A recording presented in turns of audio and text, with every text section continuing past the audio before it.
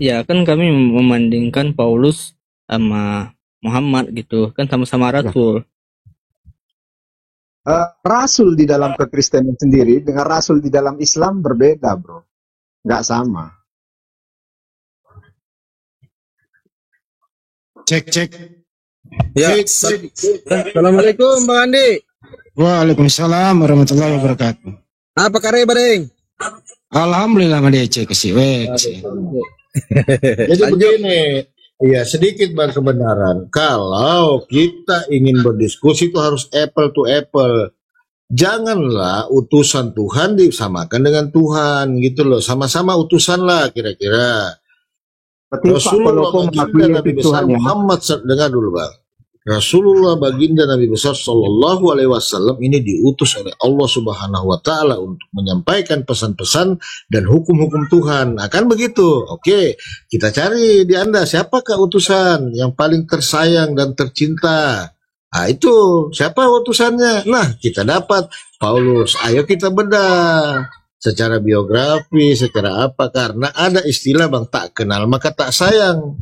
Kalau Anda menyayangi sesuatu yang Anda tak kenal berarti namanya cinta buta. Gitu loh. Jangankan seorang pemimpin agama, kepala desa aja harus ada biografi, minimal ada SKCK kan. Ini kelas kepala desa kan gitu. Mana bisa jadi kepala desa kalau tidak ada SKCK? RT saja Pak Palopo harus ada KTP, RT. Harus ada KTP, jangan cinta buta. Lanjut. Kayaknya sudah kehabisan akal nih. Siapa kehabisan akal? Bang Handi ya? Oke. Kenapa kehabisan akal Bang Handi? Karena menuangkan manusia, toh. Satu-satunya agama yang selalu aktif begitu, yang menuangkan manusia adalah Kristen. Kalau kita lihat Hindu ya santai dia. Kita lihat Buddha santai dia. Cuman Kristen ini memang agak agresif sih. Supaya orang itu ikut menuhankan manusia. Tidak bisa dipungkiri itu teman-teman. Bahwa Kristen itu menuhankan manusia, anak orang. Ibunya namanya Maria, anaknya namanya Yesus. Kristen Tuhannya adalah Yesus. Yesus adalah manusia. Nggak bisa hanya akal kotor yang mengingkari Yesus itu bukan manusia. Ada nggak di sini mengingkari Yesus bukan manusia? Ada nggak di sini mengingkari Yesus bukan manusia? Ayo, berani menjawab Yesus bukan manusia? Oh takut. Yesus itu anak manusia sekaligus Tuhan. Di dalam kemanusiaan Yesus itu adalah Tuhan. Memang kalau daya pikir kita, daya tangkap kita kecil, saya akui itu nggak bisa kawan. Nggak akan bisa kita mengerti. Betul. Kalau Jadi begitu kalau coba artinya Anda begini, kebenaran. bagaimana Coba kita Anda, mungkin menangkap dengerin dulu, pikiran dengerin. Dengan Coba pemikiran Anda kita jelaskan sama kecil. kami di sini. Dengerin. Coba Anda jelaskan kami di sini, ya. Manusia Yesus ini, di umur berapakah dia sudah menjadi Tuhan sejak ada di muka bumi? Di umur berapa dia menjadi Tuhan? Dia sejak lahir sudah menjadi Tuhan. Baik, sejak lahir. Jadi bayi ini Tuhan. Betul, betul. Oke, baik. Jadi Tuhan Anda pernah tidak dapat apa-apa, tidak bisa makan sendiri, harus digendong, diajarin berjalan, diajarin bicara. Itu Tuhan Anda. Ada tertulis, saya akui kalau ada tertulis seperti itu. Jadi Yesus nggak pernah bayi. Ada tertulis, kalau Ada tertulis dia saya pernah akui. bayi disusui sama ibunya. Ada tertulis. Ada. Ya, tunjukkan dulu Bang. Kita bicara fakta ya, data ya. Kita baca. Nah, di mana itu? Kita baca ya. Ya, oke, silakan. Kalau nggak ada, berarti Lukas itu bohong ya. 11. Lukas 11. Ah, 27.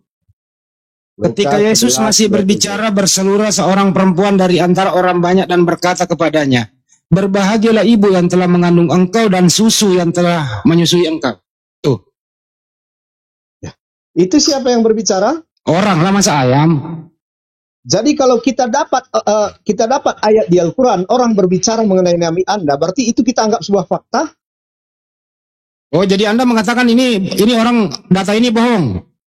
Bukan data itu bohong. Oh, itu kan orang berbicara mengenai Yesus. Nah, jadi Kebenarannya oke kita kan oke belum tahu. daripada debat kusir, jadi diputuskan di sini Yesus nggak pernah disusui Ini, sama ibunya ya. kita buat perbandingannya di mana Ntar Al-Quran dulu dengerin dulu. disebutkan di situ bahwa Hei, mereka yang ditulis iya, Wabarakatuh. saya nggak mau debat kusir sama Anda. Waalaikumsalam. Kita putuskan di sini Yesus waktu bayi tidak disusui, betul? Diselesaikan secepatnya nih, betul? Jadi Yesus waktu bayi tidak pernah dapat ASI, begitu, betul? Saya itu nggak mau debat. Kalau Anda mengakui tidak disusui, ayo kita berangkat. Gimana kebenaran? Lanjut. Jadi satu-satunya bayi yang pernah ada di muka bumi yang tidak mendapatkan ASI adalah Yesus. Oke, tanda tangan. Kenapa diam? Halo, kenapa diam? Anda mute sih, makanya jangan mute dong. Ya, oke, deal ya. Berarti Yesus waktu bayi tidak pernah disusui, deal. Nggak ada tertulis silakan. Iya, deal, tidak pernah disusui. Oke. Nggak ada tertulis. Saya nggak mau berbicara yang nggak ada tertulis. Saya nggak mau Oke. main asumsi. Saya mau Baik. data.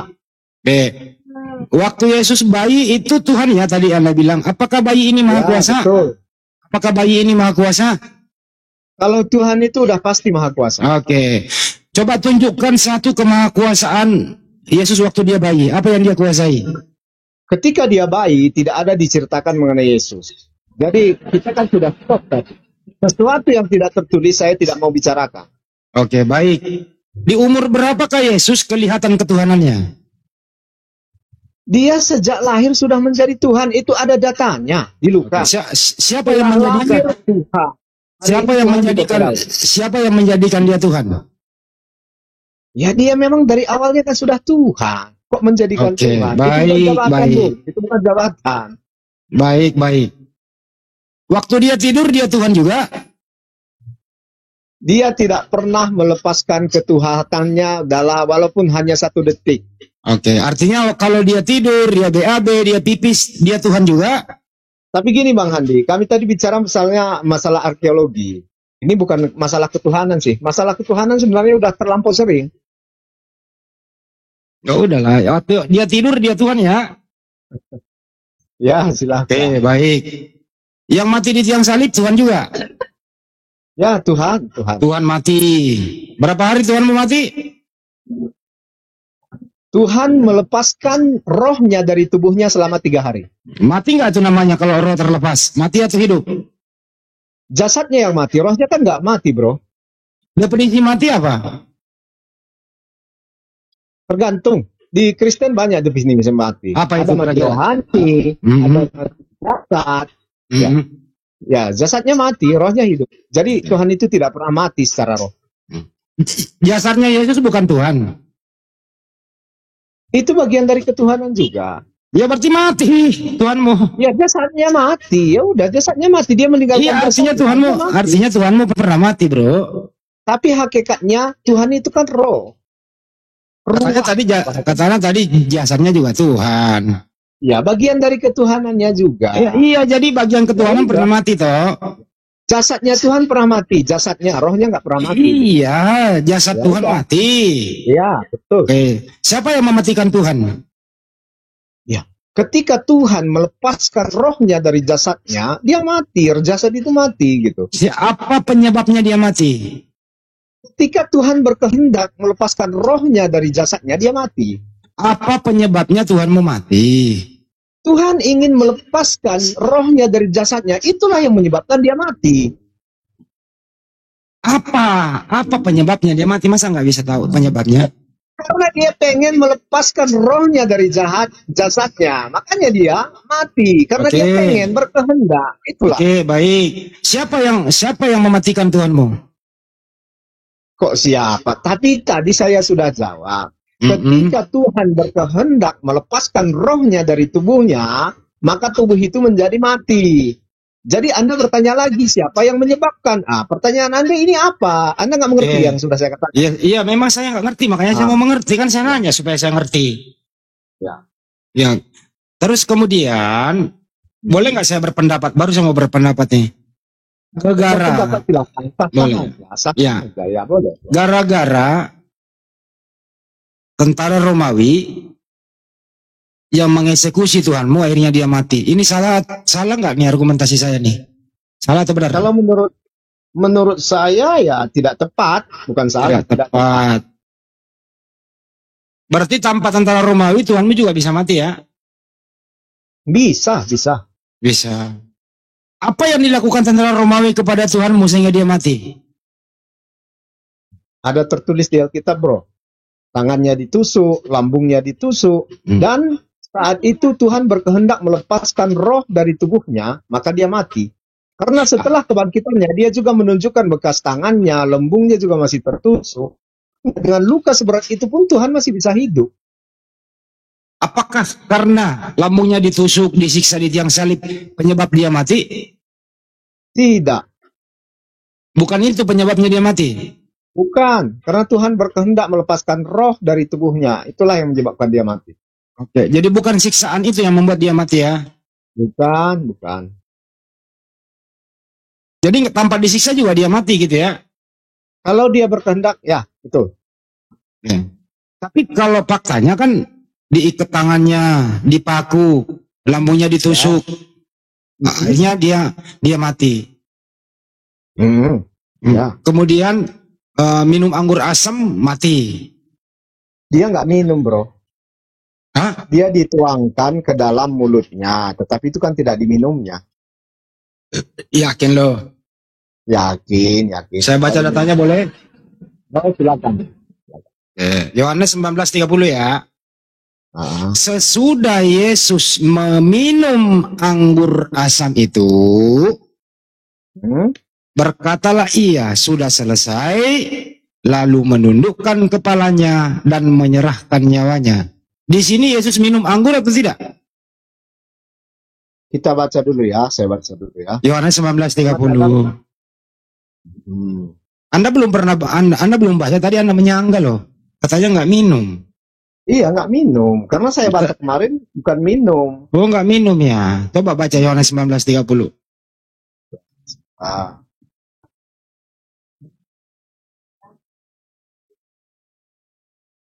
Coba baca yang kencangin, Bang. Yang kencang, Bang. Minum atau tidak? Bang? Tunggu dulu ya. Tunggu, saya baca. Iya, silakan, Bang. Sesudah itu, Yesua yang mengetahui bahwa segala sesuatu sudah diselesaikan sehingga kitab suci telah digenapi berkata, "Aku haus." Lalu orang menaruh sebuah bejana yang penuh dengan anggur asam dengan mengisi bunga karang dengan anggur asam itu serta menempatkannya pada sebatang hisop. Mereka menyodorkan mulutnya. Kemudian Yesua mengecap anggur itu dan berkata, mengecap ya, bukan menginum. Selesailah sudah. Dan seraya menundukkan kepala, dia menyerahkan rohnya. Okay. Anda baca ini TB, AYT, TL, BIS, TSI, MLT, Selaber, atau Saya baca APB? kitab, Bro. Saya Iya. baca kitab. LAI atau bukan? LAI atau bukan? Bukan LA. Apa itu? Apa? TB, AYT, TL, BIS, TSI, ILT3. oh BLT3. Itu mengecap artinya apa? Mengecap bukan meminum. Apa arti Sampai ke mengecap? lidah aja udah mengecap kan? Apa arti mengecap? Dan bisa Anda mentahkan lagi mengecap. Apa arti mengecap? Sama dengan minum. Mengecap Apa arti itu mengecap? merasakan. Hah? Merasakan. Coba kita buka KBBI ya, mengecap ya. Ya, silakan. Arti mengecap menurut KBBI adalah, salah ini, bukan mengecap. Mengecap, apa sih mengecap itu ya? Ada yang bisa Itu buka? kata dasarnya kecap, bro. Kecap. Iya, Dan mengecap mengecap. itu ya, ada. Iya. Kalau Anda cari kecap. Kata dasarnya itu kecap. Kecap atau Ya. mengecap? Ya, kecap. Ya. Kecap. Kata dasarnya Gerakan, kecap. ya saya baca dulu. Gerakan mulut membuka dan mengatup seperti ketika makan hingga menimbulkan bunyi cap cap cap. Begitu. Artinya mengecap itu mencicipi, memasukkan, dirasakan oleh lidah. Betul apa betul? Betul. Dirasakan Betul. oleh lidah. Oke, Tapi bukan baik. dimasukkan ke dalam perut ya. Oke. Berarti yang ada di TB LAI salah ya. Saya nggak bilang salah, mungkin beda persepsi kali ya. Tapi Saya tertulis begitu loh, Yohanes Saya nggak suka 19:30. menyalahkan orang, bro. Hmm? Saya nggak suka menyalahkan orang. Artinya saya Iya kan anggap ini itu mungkin beda. Beda kalau di dengerin interpretasi. dulu. Kalau di TB ini meminum. Kalau di ALT mengecap. Yang mana Ya. yang benar? Mengecap. Nah, berarti LAI salah. Salah persepsi ya, betul. Salah Iya, nggak persepsi. mungkin dua-duanya benar gitu ya. Ya, betul. Itu dong, jujur lah diskusi supaya kita nggak debat kusir, bro. Saya tuh seneng tuh kalau orang kooperatif gitu, santai. Dan saya nggak pernah itu mendebat orang tuh menyalahkan dia. Saya nggak mau menyalahkan Anda begitu. Sesuai data saja, oh begitu tuh. Supaya semua teredukasi, paham gitu loh ya. Oke bro, lanjut. Jadi begini, pertanyaan yang Anda tanyakan tadi, siapa yang menyebabkan dia mati, terjawab juga di sini. Di sini, dan seraya menundukkan kepala, dia menyerahkan rohnya. Jadi udah jelas ya, Oke, karena baik. bukan karena apa, Lanjut. tetapi dia menyerahkan. Menyerahkan rohnya kepada siapa? Ya, ke dalam dunia maut. Karena dia kan mati itu turun ke dalam dunia maut. Dia menyerahkan rohnya kepada dunia maut. Ya, Ya, jadi rohnya pergi ke dunia maut, begitu ya? ya betul. Ya. Berapa hari roh itu kembali lagi? Hari pas di hari Sabat, dia sudah bangkit kan? Jadi dia sendiri yang mengeluarkan roh di dalam dirinya, dia simpan di alam maut 3 Dia pergi ke hari. dalam maut, ya. Iya, 3 hari dia bangkit kembali. ya Yesus kan sendiri yang melepaskan nyawanya, rohnya. betul. Kemudian 3 hari dia ngambil lagi, dimasukin lagi biar dia hidup kan gitu. Ya, Gitu. Nah, waktu roh berpisah sama jasad, yang mana yang Tuhan? Jasad kah atau roh kah yang Tuhan? itu kan dua-duanya bagian dari Tuhan, saya katakan tadi kan. Berarti Tuhan terbelah 2. Tidak, satu jasadnya ya, satu rohnya. Iya. Jasadnya Tuhan, rohnya Tuhan. Ya, Oke, rohnya lagi berpisah sama jasadnya, artinya Tuhan ini terbelah 2. Betul? Betul apa betul? Betul apa betul?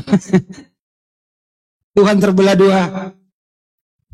Ya, mayat ini, mayatnya juga Tuhan, rohnya juga Tuhan, tapi berpisah. Begitu. Gimana bro? Terbelah 2 ya?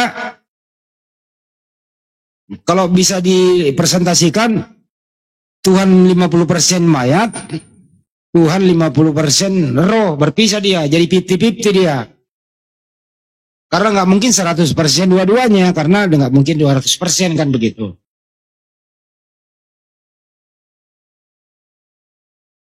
Bagaimana dengan saudaraku kebenaran? Apakah masih benar? Kenapa ke-mute dia? Nah, inilah resikonya kalau anak orang dituhankan. Selalu mengalami kesulitan, hanya iman yang masuk. Dan tidak logis sekali begitu. Saya sih sebenarnya ingin ketawa ya, cuman saya nggak bisa menertawakan orang. Nah ini iman toh, jadi kita hormatilah saudara kita kebenaran, itulah iman dia. Tapi ya sekiranya beriman ya logis-logis dikit lah kan gitu. Masa ada Tuhan campur orang?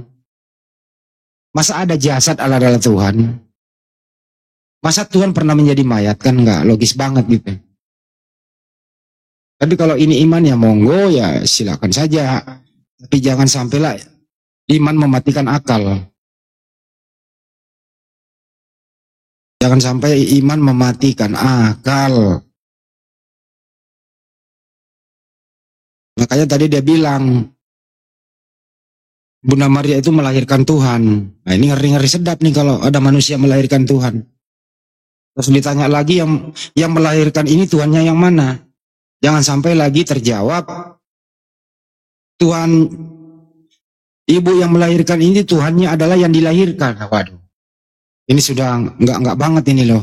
Kalau ada ibu yang menuhankan anaknya, nanti menjadi judul sinetron, Tuhanku adalah anakku. Bagus banget tuh. Jadi ada sutradara dengerin nggak nih? FTV bang. Nah boleh tuh. Tuhanku adalah anakku. Wih, laku banget itu. Mana nih kebenaran nih? Tumben. Lagi buka data. Tadi galak banget sama. Gue dengerin galak banget nih orang. Giliran kita ikuti seleranya, tertunduk sendirinya gitu loh. Padahal kita ini nggak membantah loh dia tuh. Kita cuman begitu loh Tuhanmu. Gitu loh. Kalau saya itu jarang debat sama orang, males. Aku mengikuti selera aja deh. Ya, aku mengikuti selera dia supaya mereka nyaman beriman kepada Tuhan yang manusia juga begitu. Tapi kebenaran ini benar-benar dia benar menyampaikan dalam kejujurannya bahwa Tuhannya itu adalah anak manusia. Ya, silakan saja menuhankan anak manusia kan begitu. Enggak ada yang larang kok. Enggak boleh dilarang orang menuhankan apapun. Terserah lu. Terserah gitu loh. Mau menuhankan ayam juga boleh, silakan. Masing-masing orang bertanggung jawab apa yang dia perbuat kan begitu. Kenapa kebenarannya lagi pingsan dia ya? Ayam gimana itu Bang Andi? Celebes. Ya maksudnya kalau ada yang menuhankan ayam ya monggo, kita nggak larang. Begitu juga kebenaran menuhankan manusia ya monggo. Saudara juga bukan. Karena tadi diedukasi bahwa Tuhan itu laisa kamisli isai. Ya, sang pencipta itu tidak ada yang setara, yang tidak ada yang serupa dengan dia. Ini sebenarnya dia lagi pingsan apa lagi bagaimana ini ya? Dia ya. Lagi terima telepon. Lurus terakhir. Apalagi mikirin omongannya Bang Handi kali dia. Kok iya juga ya tanya kali, bukan? Lagi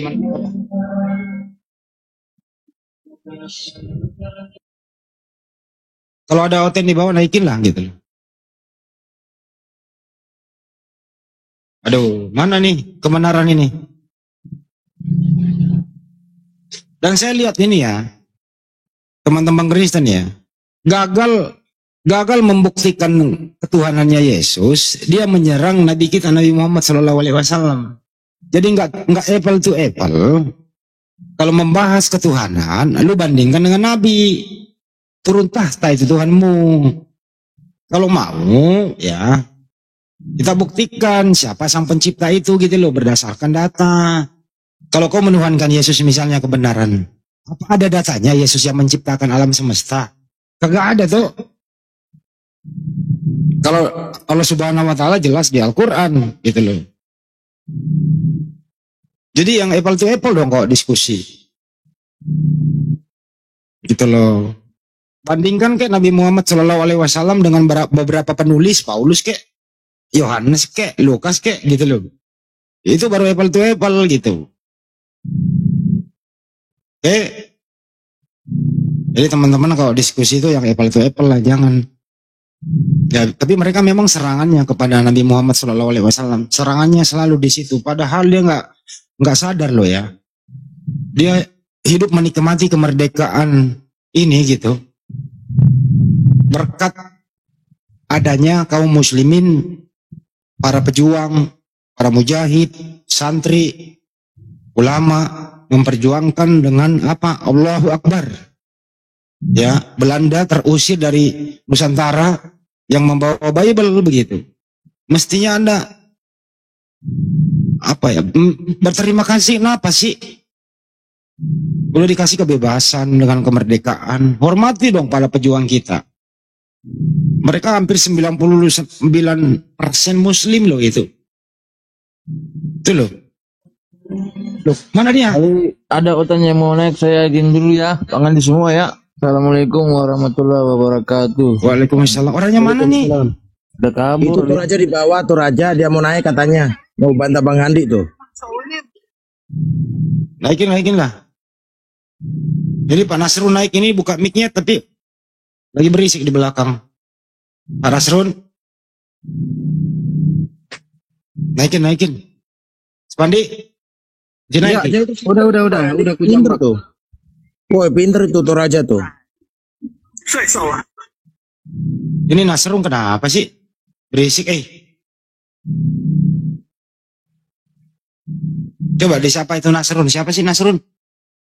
Ya, Nasrun, selamat siang.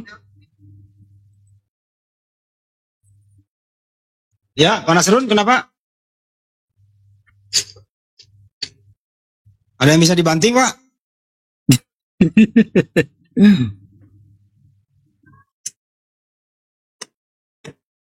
Iya, Bang Toraja. Naik aja Bang Toraja. Pinter kok nggak mau naik gimana sih? Bantah tuh Bang Handi tuh. Tadi saya perhatiin tuh kebenaran ini lo ngeyel sana ngeyel sini. Kalau saya tuh orangnya supaya orang tidak ngeyel, saya hanya bertanya atau memperkuat argumentasinya dia begitu. Nyaman kan kalau diskusi sama gue kayak kemarin. Semua manusia itu kena dosa waris kan begitu. Oh begitu ya. Jadi dosa waris dari Adam itu kena semua ke manusia begitu. Yakin, kata dia, yakin gitu loh ya. Saya bilang lagi begini, Bunda Maria manusia enggak? Manusia. Kena dosa waris? Bingung. Ada yang menjawab pernah, ada yang menjawab tidak. Terputar-putar begitu. Saya bilang lagi, Yesus itu manusia enggak? Manusia. Apakah semua manusia kena dosa waris? Iya. Apakah manusianya Yesus kena dosa waris? Bingung. Bingung diputar ke sana kemari. Begini penjelasannya Bang Andi. Harga cabai di pasar itu sekian, terus bensin seliter. Kemudian saya pergi mancing, pulang-pulang nggak bawa, saya diomelin. Gitu jawabannya, muter gitu loh. Padahal kalau mau jujur ya tinggal ngomong manusianya Yesus juga kena. Berdasarkan argumentasi awal, semua manusia kena dosa waris. Argumentasinya sendiri dia nggak bisa buktikan. Makanya sebelum ngomong dipikirin dulu. Kenapa begitu? Karena Yesus juga adalah manusia. Nah, kira begitu diskusi sama mereka. Dipermudah sajalah. Kayak kebenaran dipermudah. Akhirnya berujung dipersulit. Tertulis Yohanes 19:30, Yesus minum anggur asam, katanya mengecap. Ada tamu tuh direspon dulu Bang, sambil ngopi nih. Ayo Bang Toraja yuk, yang pinter yuk. Bang Toraja. Ayo naik nak. Itu Wanred dulu itu berisik. Wanred, silakan apa yang mau disampaikan. Halo Bang, ini tadi yang Bang ini mengenai dosa waris, ingin tahu. Aduh, sini juga. Ada Muslim apa? Bukan? Tritunggal. Oh, Tritunggal. Kalau kami di Islam, Bang, kalau kami di Islam itu tidak ada ajaran dosa waris, nggak ada.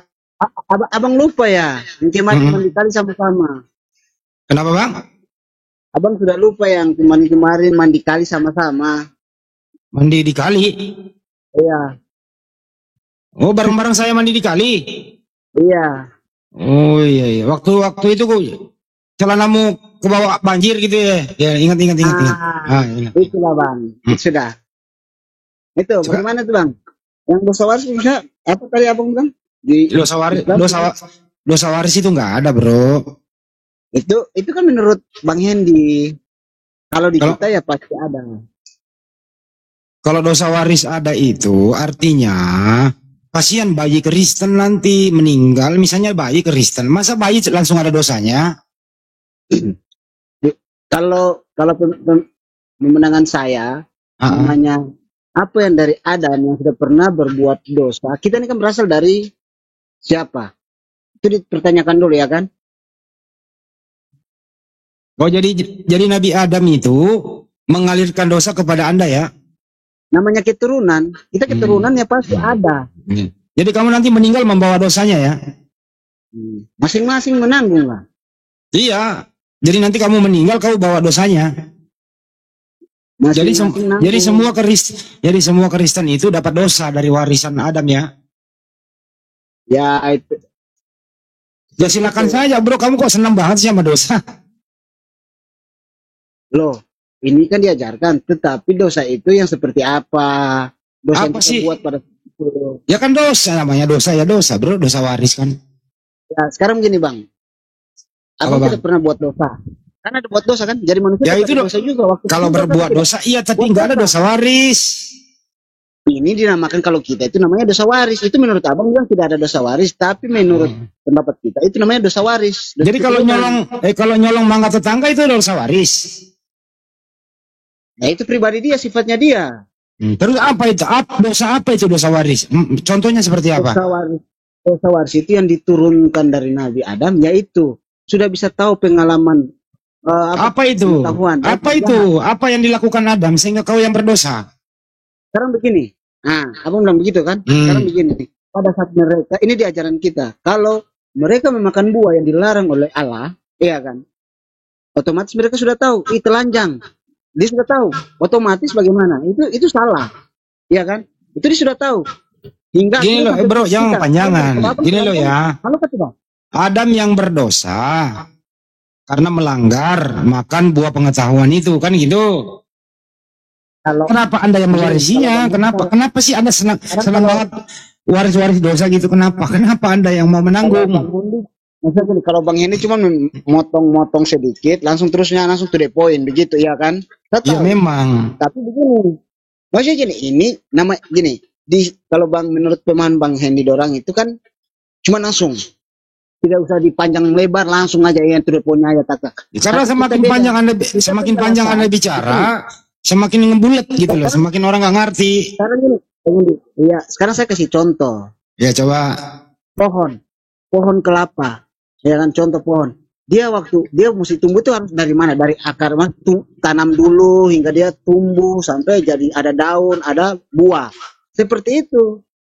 Kan dari ayo, ini akarnya dari mana? Iya, saya tidak mempersulit Anda, artinya dosanya Adam yang memakan buah pengetahuan itu mengalir kepada Anda, betul? Ya. Ya udah, artinya dosa Adam sama dengan dosa Anda, betul? Iya, karena udah tahu. Ya udah selesai toh, gampang toh. Iya, pas, berarti. Ya kenapa dipersulit, diperpanjang? Tidak perpanjang, Bang. Jadi sampai nanti Anda mati, tetap dosa itu ada dalam diri Anda, betul? Ya, tetap ada dosa. Ya kan Anda demen dosa waris nih, Anda demen nih. Anda punya anak bayi, dengerin dulu, dengerin. Bapaknya, ibunya dosa waris dari Adam. Terus lu punya anak lagi, dosa waris lagi dari Adam. Lu demen banget sih dosa, bro. Kenapa lu demen banget sih nama dosa? Kenapa?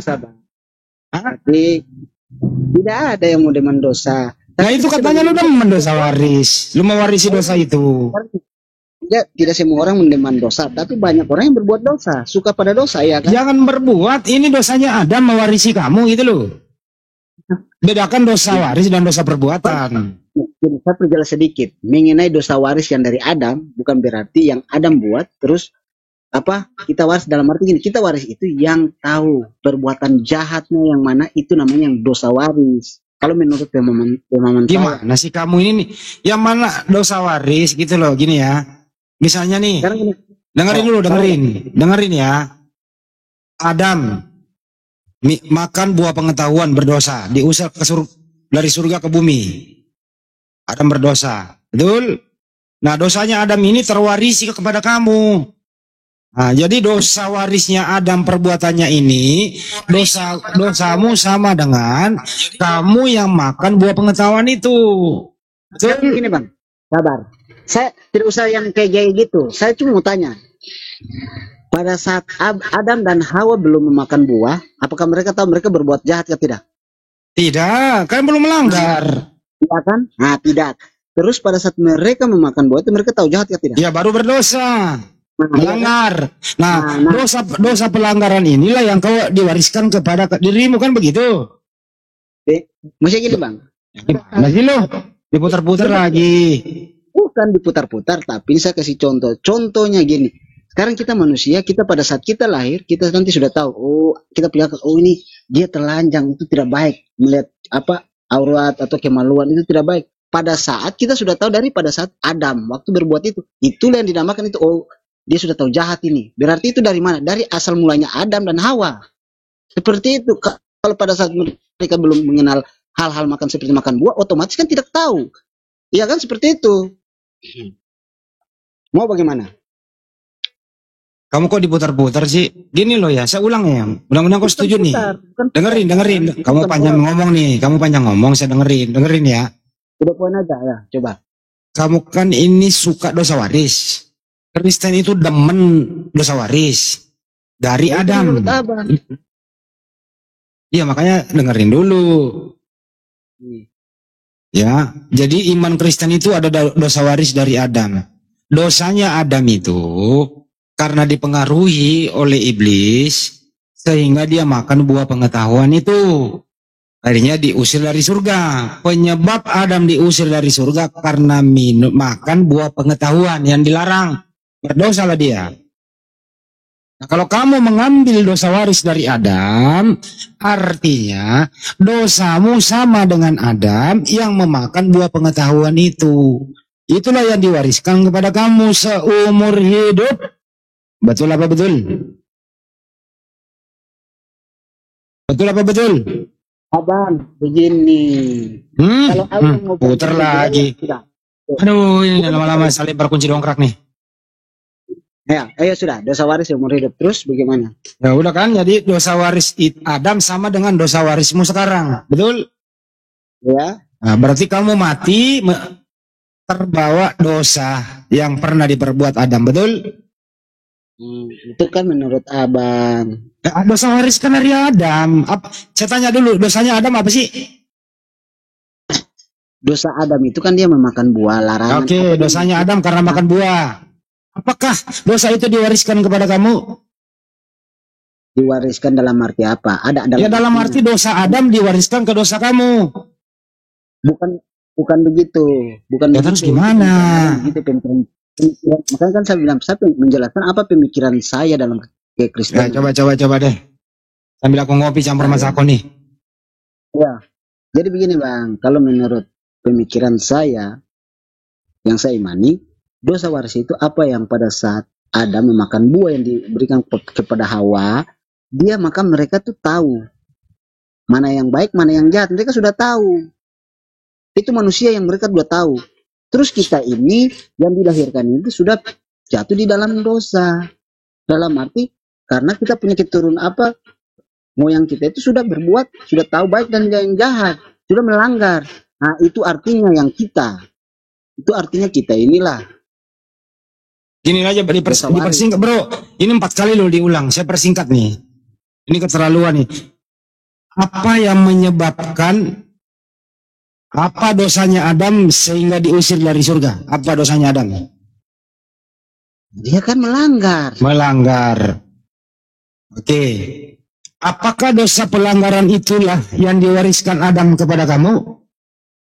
Iya atau tidak? Iya. Iya, artinya kamu sekarang ini, di detik ini, kamu punya dosa seperti dulu dosanya Nabi Adam, betul? Iya, dosa itu. Ya udah selesai. Kenapa lu persulit? Dosa itu udah selesai. Kenapa lu persulit? Itulah yang saya maksud tadi. Kamu ini demen banget, gitu ya, diwarisi dosa oleh Adam. Demen kamu ini. Jadi begini, kalau Abang sudah bilang sudah selesai, terus bahasnya apa lagi? Kan sudah Sudah selesai ya, sampai detik ini, kamu punya dosa seperti dosanya Adam makan buah pengetahuan. Betul apa betul? ulang lagi, Abang yang muter lagi. Artinya dosamu hari ini masih ada loh itu. Iya, Nanti kamu sampai dikubur nanti pakai peti, pakai nasi kubu-kubu, baju baru, baju putih, pakai jas, sepatu baru. Di dalam dirimu itu dosanya Adam di dalam dirimu sampai kau dikubur. Betul? Iya. Iya, iya. Nah, begitu. Jadi tidak ada orang Kristen di muka bumi ini semuanya mati dalam keadaan berdosa, terutama dosa waris. Betul? Nah, iya. Ya udah selesai, gampang toh. Iya, betul. Itu sudah yang kamu Ya sudah, sekarang silakan mandi. Iya. Masih siang. Malam dulu. Susah amat sih teranginnya gitu loh. Iya, yang abang sudah jelaskan itu sudah kayak gitu. Iya udah begitu gitu loh. Jadi silakan aja bro. Kami ini nggak maksa Anda loh. Silakan saja Anda mau beriman dosa waris yang monggo, yang enggak gitu loh. Masalah beginian kita harus ketemu ngopi bareng sambil pakai sarung tinju, enggak juga kan? Nah, lebih baik kita mandi di kali gitu. Siapa tahu bisa nangkap atau sambil ngintip orang mandi di kali kan pernah lo kan? Ngintip orang mandi di kali. Itu dosa, Bang. Nah, dosa. Tapi bukan dosa waris itu. Iya, bukan dosa masing-masing itu. Nah, itu. Jadi ngintip orang mandi di kali itu bukan dosa waris, dosa perbuatan. Ada lagi dosa tambahan. Iya, memang Kristen itu dosanya ada dua, dosa perbuatan sama dosa waris. Kalau dosa waris ini nempel terus seumur hidup. Nah, ditambah lagi si Onel nih, dosa warisnya Adam sudah ada dalam dirinya. Nyolong mangkat tetangga, dosa lagi. Itu dosa pribadi. Ngintip orang mandi, tambah lagi. Gitu ya. Jadi dosa, jadi dosa dari Adam itu waris itu ialah dosa yang dia udah ini jahat, jangan diikuti atau ini ikuti yang baik, yaitu seperti itu. Itu yang pemahaman saya. Udah tahu baik dan jahat, itu namanya dosa waris. Iya, silakan aja mengembang amanah dosa waris itu. Kalau kita sih biasanya ya, kalau di Islam itu kita ahli waris. Misalnya orang tua saya nih, misalnya nih punya hotel. Ya, misalnya nih orang tua saya punya hotel. Meninggal, dosa-dosa orang tua saya itu nggak diwariskan ke saya. Tapi yang diwariskan adalah hartanya untuk dilanjutkan begitu. Jadi Islam tuh enak, dosa nggak diwariskan, dosa ditanggung masing-masing. Terus kemudian hartanya yang diwariskan. Kalau Anda enggak, gitu loh.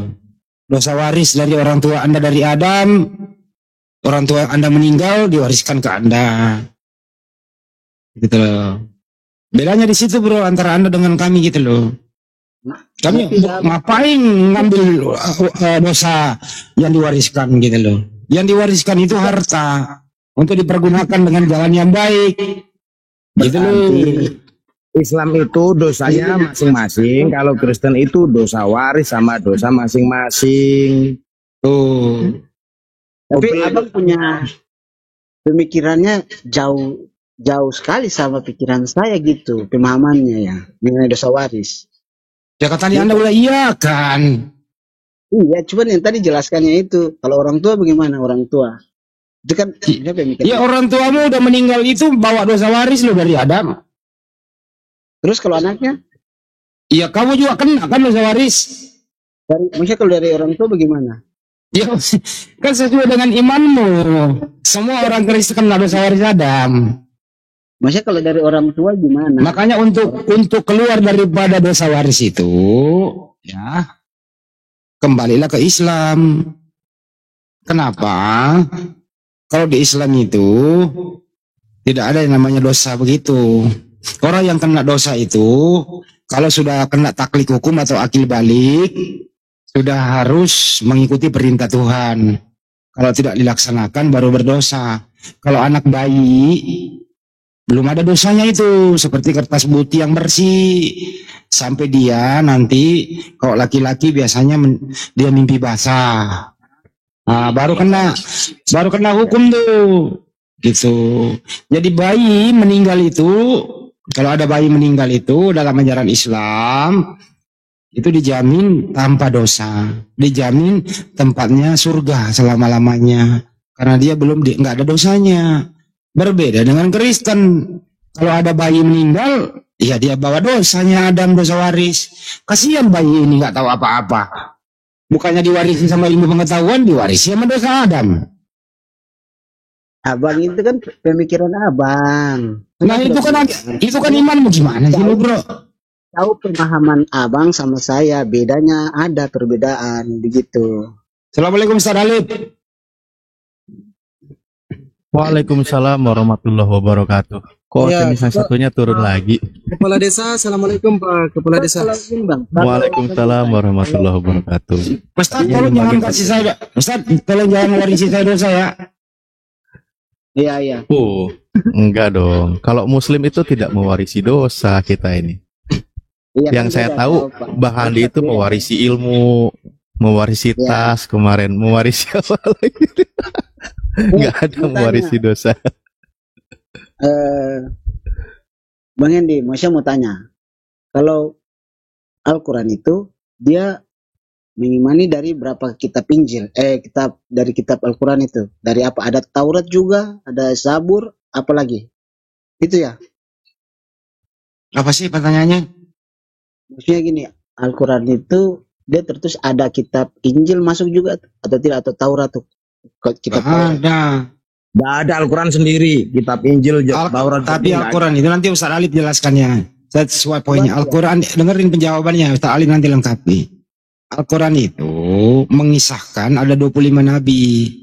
Termasuk mengisahkan ada Nabi Daud dengan saburnya, ada Nabi Musa dengan Tauratnya, ada Nabi Isa alaihissalam dengan Injilnya. Jadi kita beriman itu bahwa pernah ada Nabi namanya Nabi Daud dengan Zabur, pernah ada Nabi Musa dengan Tauratnya, pernah ada Nabi Isa dengan Injilnya, itu aja begitu. Kalau pokok-pokok ajarannya itu semuanya bertauhid, itu aja intinya di sana. Kita mengimani itu, tapi sumber dari segala sumber kita sebagai umat Islam, pedoman orang yang bertakwa yang beriman adalah Al-Quran dan Sunnah. Bukan bersumber terhadap hukum Taurat, bukan bersumber dari Injil, bukan bersumber dari Zabur. Tapi kami mengimani itu pernah ada. Lebih dan kurangnya saya serahkan ke Ustaz Alif, siapa tahu saya keliru. Silakan Ustaz. Ya, mantap Bang Handi. Mantap Bang Handi. Ya, umat Islam itu cuma disuruh wajib mengimani kalau para nabi itu pernah menerima kitab, terutama yang disebutkan di dalam Al-Quran itu. Contoh yang tadi disebutkan, Taurat kepada Nabi Musa, Zabur kepada Nabi Daud, Injil kepada Nabi Isa gitu. Umat Islam punya kitabnya sendiri, Al-Quranul Karim gitu. Nah, semua ajaran para nabi itu sama, mengajak menuhankan satu Tuhan. Tidak ada satupun nabi utusan Tuhan mengajak menyembah dirinya, nggak ada. Yesus sendiri seorang nabi tidak pernah mengajak manusia untuk menyembah dirinya, itu nggak ada dalam catatannya. Makanya kan yang ada itu Yesus itu mengajak menyembah Tuhan yang Esa yang mengutus dia. Nah, ketika ada yang mengajarkan atau ada yang meyakini menyembah Yesus, nah pasti itu ada lagi ajaran lain di luar ajaran Yesus. Orang itu menuhankan Yesus dan dia mengaku utusan Yesus, sehingga orang yang mengaku utusan Yesus menuhankan Yesus. Nah, itu beda cerita makanya. Nah, ya, contoh kita buktikan aja sekarang kan kayak gitu. Ketika Kristen tadi mengatakan konsep dosa waris, Yesus sendiri tidak mengajarkan dosa waris. Yesus tidak pernah mengajarkan menyembah dirinya gitu. Tapi kalau ada orang lain tiba-tiba mengajarkan kalau Yesus Tuhan, konsep dosa waris, nah itu bukan pengajaran dari Yesus. Nah, makanya kami mengimani semua para nabi itu ada, mereka menerima kitab dan mereka mengajarkan menyembah Tuhan yang Esa. Nah, itu. Ayat Al-Qur'annya banyak, Al-Baqarah di ayat awal dan di ayat akhir itu dibahas dan di surah-surah lain. Ya. Ustadz gini, oke baik. Saya mau tanya sedikit. Kalau umat Muslim kan mengimani ya para nabi. Ya betul. Terus kalau mengimani dalam arti Nabi Musa atau para nabi lain yang dia terangkan itu harus diikuti atau tidak? Ya, berlaku untuk umatnya. Ikuti. Jadi sekarang begini, saya mau tanya. Pada saat zamannya Nabi Musa, apakah ke-10 hukum Taurat itu diikuti juga oleh umat muslim atau tidak? 10 hukum Torah itu untuk Nabi Musa dan umatnya. Maka umat Nabi Musa wajib mengikuti itu. Kan gitu. Namun intisari dari hukum itu juga diajarkan oleh Nabi kami. Begitu konsepnya. Kami mengikuti konsep yang diajarkan oleh Al-Quran. Tempatku masuk adzan duhur. Aku izin mute dulu ya. Maaf.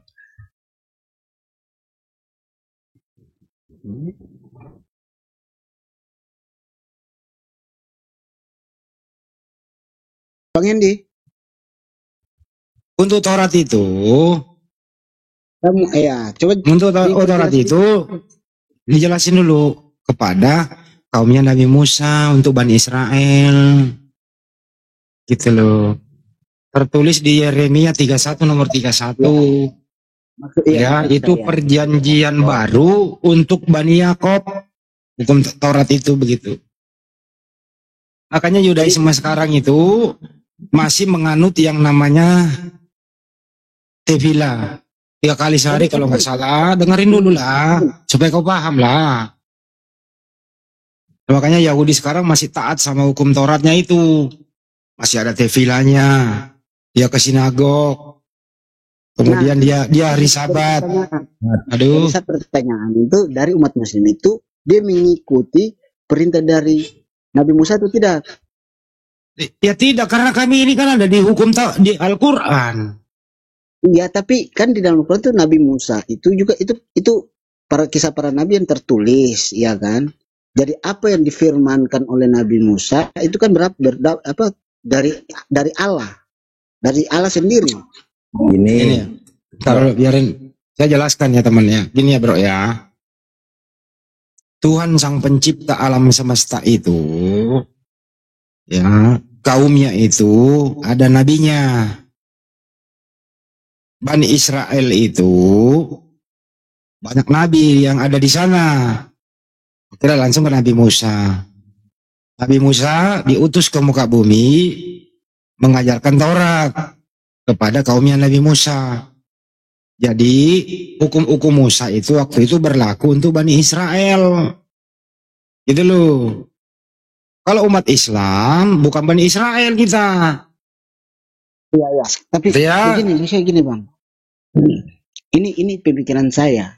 Kalau memang bukan, iya kan? Kalau memang bukan, tapi pada saat zaman itu sangatlah penting itu hukum itu, karena apa? Yang diberikan Allah langsung diperintahkan supaya jangan menyembah Allah lain, ya kan? Otomatis seperti itu. Ada yang hari Sabat, ada tidak boleh, jangan mencuri, membunuh dan sebagainya.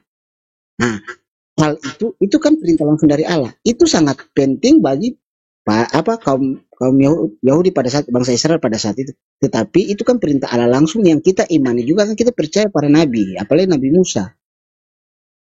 Itu kan pertama, itu harusnya seluruh umat manusia yang mempercayai Allah, yang mengikuti hukum-hukum dari para nabi itu harus mengikuti akan perintah itu, perintah tersebut seharusnya. Itu bagaimana Bang? Coba dijelaskan. Kamu ngomong apa sih?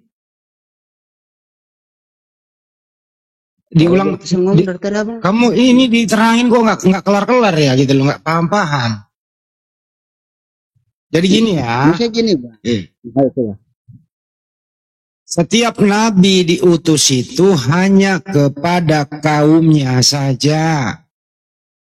Nabi Musa kaumnya Bani Israel, Nabi Isa alaihissalam, Yesus Masya untuk Bani Israel saja. Ya. Oh, berarti kalau paham gitu, sampai situ? Nabi Muhammad untuk kaum di mana? Arab. Nah, makanya dengarkan, Nabi Muhammad SAW itu rahmatan lil alamin untuk seluruh manusia. Ya ayyuhan nas, hai manusia.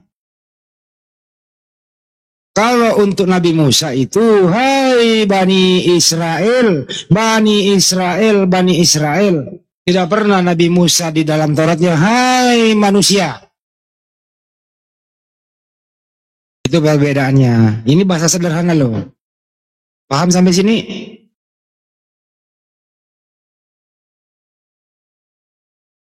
Paham, paham, paham. Ah, pinter. Oh, jadi gitu ya. Jadi, oh kalau Nabi Muhammad itu dia untuk seluruh kaum. Ustaz Alif lagi sholat kan ibu, sayang di bawah. Kan Ustaz Alif lagi sholat. Masa sholat turun ngomong ngejelasin? Jadi di bawah Ustaz Alif aja yang jelasin gitu loh. Lanjut. Kan Ustaz Alif lagi sholat. Udah sholat Ustaz? Lagi adan. Saya Lagi. harus tutup mic. Jadi nggak boleh. Ini baru selesai kebetulan kan mungkin 15 menit baru sholat. Ya Oke silakan lah. Ustaz. Saya lanjut izin ya karena tadi memang izin Bang Handi dan semua karena tadi dikasih tugas dan melanjutkan apa yang dipertanyakan. Mari kita buktikan. Ingat ya, ajaran para nabi itu sama. Saya bilang tadi hukum 10 hukum Taurat Musa itu berlaku untuk umatnya. Namun ingat, intisari dari ajaran Nabi Musa, apalagi hal yang berprinsip tentang ketuhanan itu semua ada di ajaran Islam. Contoh ketika masalah apa? Jangan ada Tuhan selain Allah. Gitu kan? Jangan ada padamu sesembahan lain selain Allah yang Esa. Oh, di dalam Al-Quran itu banyak. La ilaha illahu, Al-Malikul, Al-Qudus, As-Salam, Al-Mu'min, Al-Muhaimin, Al-Aziz, Al-Jabbar, Al-Mutakabir, dan seterusnya. Sekian dulu ya teman-teman, kita lanjut di part kedua nanti. Ini udah berubah topik dan udah panjang videonya. Nanti kita sambung di part kedua. Terima kasih. Sampai jumpa. Assalamualaikum warahmatullahi wabarakatuh.